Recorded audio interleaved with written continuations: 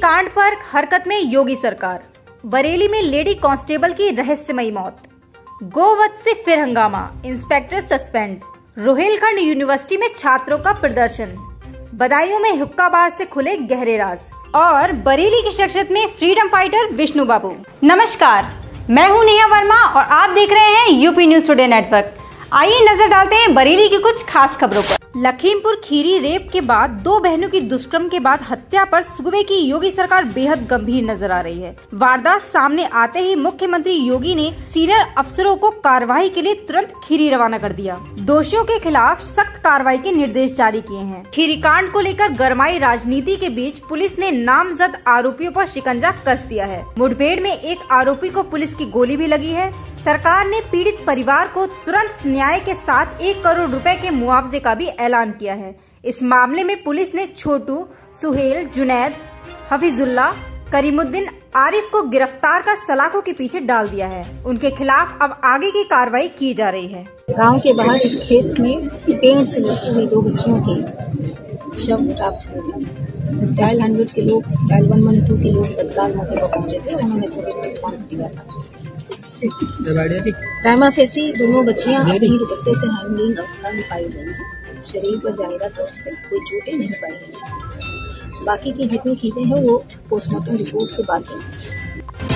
बरेली के कैंट थाने में तैनात महिला सिपाही शिखा नयन की रहस्यमयी हालत में मौत हो गई। शिखा का उसके फौजी पति से विवाद रहता था। मामला सुसाइड का है या हत्या का, पुलिस इसकी जांच में जुटी हुई है। पुलिस के मुताबिक महिला कांस्टेबल शिखा नयन बागपत की रहने वाली थी और 2018 बैच की सिपाही थी। उसकी पोस्टिंग बरेली में चल रही थी। 2 साल पहले उसकी शादी मेरठ निवासी आकाश से हुई थी। आकाश सेना में तैनात जवान है और जाट रेजिमेंट बरेली में तैनात है। पति पत्नी बरेली कैंट की सेमेट्री लाइन स्थित आवास में रहते थे। मायके वालों ने बताया कि 2 दिन पहले शिखा हादसे में मामूली रूप से चोटिल हो गई थी। अचानक उसकी तबीयत खराब होने की सूचना मिली। अस्पताल पहुंचे तो उसका शव दिखाया गया। चेहरे पर चोट के निशान थे।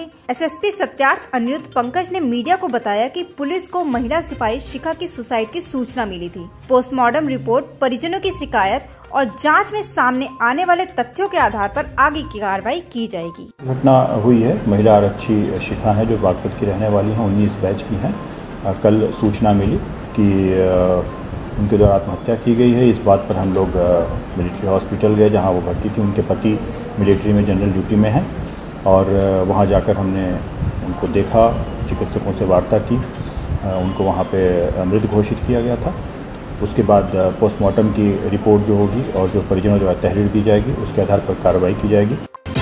बरेली में गौवंशीय पशुओं के वध को लेकर फिर हंगामा खड़ा हो गया है। पुलिस पर लापरवाही के आरोप लगाते हुए हिंदू जागरण मंच के कार्यकर्ताओं ने जमकर बखेड़ा खड़ा किया। हिंदू नेताओं का आरोप था कि जिस जगह पर गायों को मारा गया वहां से पुलिस चौकी ज्यादा दूर नहीं है।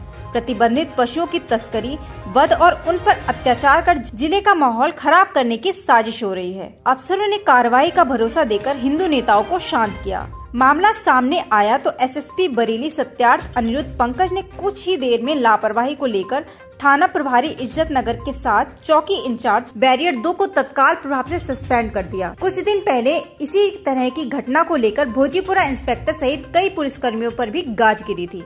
जो गौवंश पे और गोवंश के तस्करी पे, उसके वध पे जो हमारा अभियान चल रहा है, उस अभियान के क्रम में इज्जत नगर द्वारा लापरवाही बरती गई है। इस लापरवाही में उनको निलंबित किया गया है और संबंधित चौकी इंचार्ज को भी निलंबित किया गया है। रिजल्ट में सुधार की मांग को लेकर गुरुवार को हजारों छात्र भड़क गए और यूनिवर्सिटी का घेराव कर दिया। अखिल भारतीय विद्यार्थी परिषद के नेतृत्व में हजारों छात्र यूनिवर्सिटी पहुंचे और जोरदार नारेबाजी के साथ यूनिवर्सिटी गेट पर घेरा डाल दिया। एबीवीपी की ओर से छात्र हित की 14 सूत्रीय मांगों को लेकर कार्यकर्ताओं ने हंगामा खड़ा कर दिया। छात्रों के हंगामे की सूचना मिलते ही बारादरी थाना पुलिस मौके पर पहुंच गई। अधिकारियों ने छात्रों को समझाने का काफी प्रयास किया, लेकिन छात्र अपनी जिद पर अड़े रहे। मौके पर भारी संख्या में पुलिस बल को तैनात किया गया था। बरेली के बाद अब बदायूं में भी हुक्का बार की काली सच्चाई सामने आई है। पुलिस ने लुटेरों के खतरनाक गिरोह पर शिकंजा कसा तो पूछताछ में पता लगा कि क्राइम की प्लानिंग पुलिस की चौकी के पास चल रहे अवैध हुक्का बार में बैठकर की जा रही थी। पुलिस की छापेमारी में हुक्का बार के अंदर नशा करते जितने लड़के मिले उससे ज्यादा लड़कियां मिली। हुक्का बार ऐसे रेस्टोरेंट में चल रहा था जिसके उद्घाटन में बदायूं की बड़ी हस्तियां नजर आई थी। पुलिस रेस्टोरेंट संचालक के खिलाफ FIR दर्ज कर आगे की कार्रवाई में जुटी है। हुक्का बार संचालन में बदायूं पुलिस के एक सिपाही की सांठगांठ होने की जानकारी भी सामने आई है। पुलिस को सूचना मिली थी मुखबिर के द्वारा कि कुछ व्यक्ति लूट की योजना बना रहे हैं और पुराने लूट में भी ये लोग शामिल रहे हैं। सूचना काफी पुख्ता थी।